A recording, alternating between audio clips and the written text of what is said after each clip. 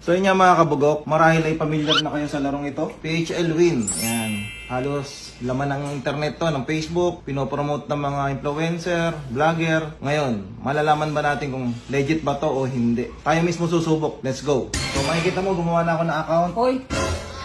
Let's go! Mamaya matalo ka dyan eh!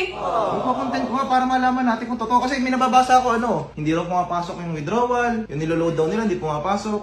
So para magkaroon ng idea yung mga viewers. Kaya sabi ko sa'yo, pag natalo yan ha, ang gagamitin mo na naman panload. Yung Gcash naman tayo. Ang paling kita niyan eh. Oh, sige mo muna. Pinapaliwanag ko. So yan guys, gumawa ako ng makikita kong pesa ngayon. Well, wala siyang load and bagong account yan. So pipindutin natin yung recharge. Kung maglo-load tayo. Ito yung mga pwede yung pagpilian, no? 200 ang minimum na cash in. Tapos 30,000 yung cash in na maximum.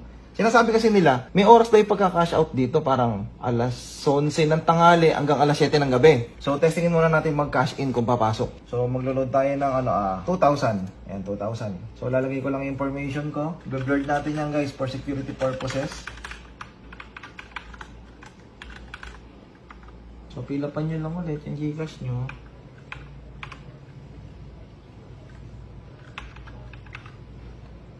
So, yan, nakapag-cash in na tayo ng 2,000. Yun, pumasok naman.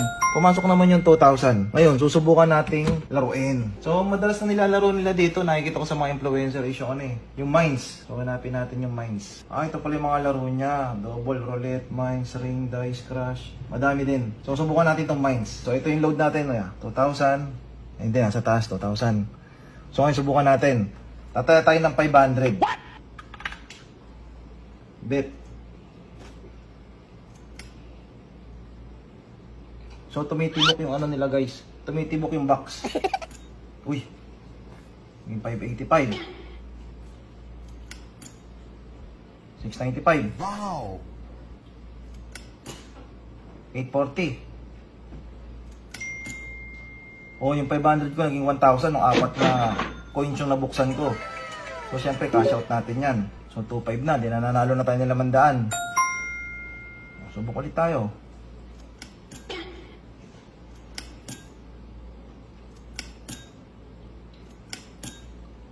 Nanalo ulit tayo. Yung 500 ulit natin, naging 1,000 do cash out. So yung 2,000 natin, naging 3,000 na. Wow! Isa pa.